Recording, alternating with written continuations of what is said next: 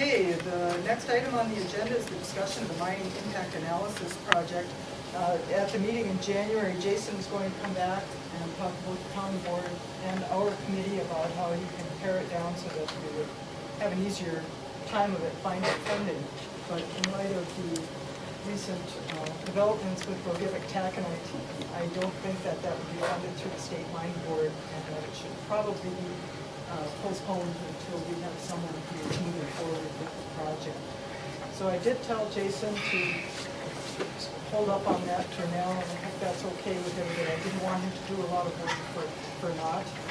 We do have the resolution from the county board, so if it comes up again, we have the county board's permission to move forward again, assuming that a mining company is going to be moving forward with the project. Any questions?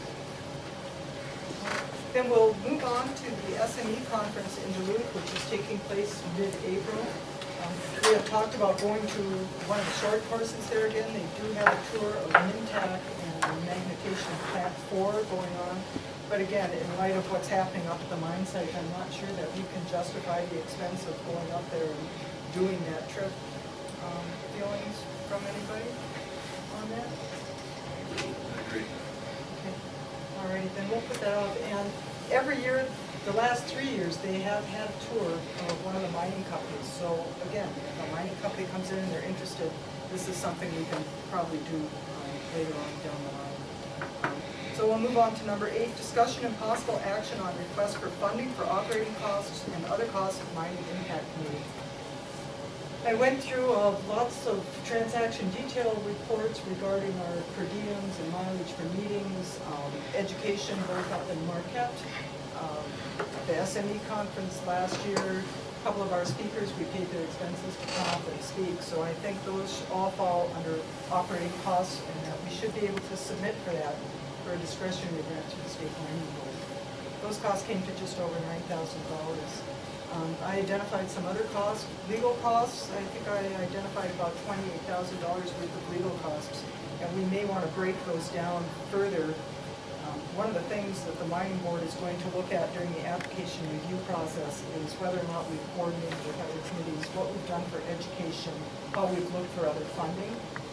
So I think that if we break those legal costs down into separate categories, we have a better chance of getting those reimbursed. And I also think we can submit for costs for legal expenses related to the protest camp. And those added up to about $18,000. So I identified over $60,000 that I think maybe reimbursable under the state planning board. I spoke with Tom Bergman yesterday about costs for municipal ordinances, namely bulk sampling ordinance and the mining zoning ordinance. And I do feel that if he would like to submit those costs, it should go through the zoning committee rather than through here. So we'll see how Tom feels about that. To do this, Joe, this will probably be under a discretionary grant. I did identify a little over $6,000 in some preliminary work on local agreement stuff. You might be able to get that out of notice of intent funds, but the law is very ambiguous. It said you can spend this money up to 6 months after a local agreement is signed. If the money's not spent, it goes back to the company. However, if the company pulls out before there is a local agreement, it doesn't say when the money goes back. I don't know if that's when they withdraw their pre-application notice. Anyways, the attorney down at the Department of Revenue is looking into that, so we may be able to go that through notice of intent. But we'll need a county board resolution again for discretionary grants for operating funds, and we should make it broad, operating funds and other expenses related to the proposed mining project. And appreciate it. The mining board, looks like the mining board will meet in May and set a ceiling on how much money will be available in the discretionary grant program. And when they set that ceiling, we will also notify the municipalities that the application process is open. The proposals have to be in by July 31st, with the supporting resolutions by August 31st. And that also has to go in with a mining impact brief with the appropriate form, which is supposed to be furnished by the board, and they don't have that developed yet, so hopefully by May that'll be done. And Mike, I'll be more than happy to write up the mining impact brief if you're okay with that. I'm perfectly thrilled. Okay, okay. And in the meantime, I would like to have a second set of eyes look at everything I put together, and because Bob and Kelly both serve on the state line board, if one of you would be willing to look those over with me and put them together with me, that'd be great.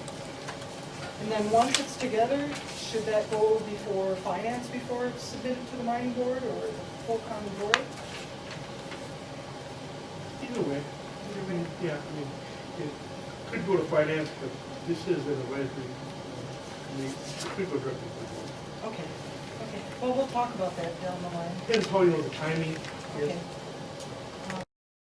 Probably mid-May, end of May. Perhaps we'd get the resolution on the county board in April of that last meeting. Yeah, yeah. And we have time, and that's good. So I was gonna ask when you do resolution, if you do, Yeah. people will be fine. Yeah, we'll get it at the end of April, and then I'll have the mining brief and everything written up in May. Get it over to the mining board, and hopefully by then we'll have a meeting set with the state mining. Okay. Any other discussion on that? Do I need one? Okay, then we'll move on. Murph, if you could give us a report on the joint mining. We had at the Bad River Casino, and we had some food, and we met.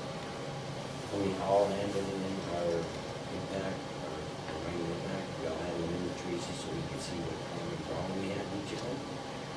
And then we brought up whether we should vote or not, and we had a straw poll from the audience, and they said that we should still keep it. This is for all this kind of stuff, so we're gonna have ours. I ain't talked to Jeff, No. May 5th, and I talked to Belichick, his dad, and we can have each of us, we have a talk. We can have it here, I ain't talked to Jeff, we're gonna coordinate that. And we're gonna meet, even if we are gonna do something Spanish or something, we still gotta meet.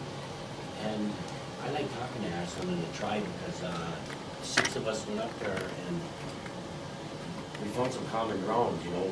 We didn't talk about the mine, we talked about the snowmobile trail, talked about broadband, talked about some other things, so as long as we'll keep talking, I thought it was good. Anyways, keep the open career, I guess. It was good meeting. Next item on the agenda is correspondence. We've had some people that have been invaluable, helped us, mainly Ann Coakley and Larry Lynch from the DNR. Will come up here and talk to the committee. I've talked to them on the phone about reclamation, the law, other things. So I would like to go ahead to write them a couple of thank you notes for being there when we needed them. They've been very, very accessible, not just for us, but for the community as a whole.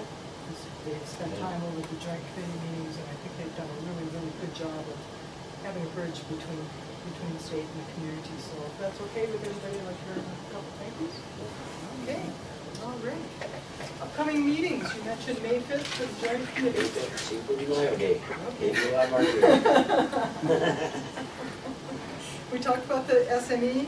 Right now, with no mining project moving forward, I don't know when this committee is going to meet again. Maybe it'll be 6 months, maybe it'll be a year. Maybe that won't be happening again. So I would like to let everybody know that if this committee doesn't meet again, it's been my pleasure. In the 3 years that we've been meeting, I don't recall a crossword among any of us. We've all got along really well and have recognized that mining is a very complicated issue. And no 2 of us are going to agree on all the issues, so we've respected each other's opinions. I also want to let you know that even down in Madison, where the mining issue was so emotional and so controversial, this committee was known as the voice of reason. So that's something for all of us to be proud of. So again, Joe, thank you. It's been my honor to serve. Thank you for all the work you've done. Yeah, and thank you, all of you, for making it such a pleasant experience. Okay. Motion to adjourn. Is there a second? All in favor?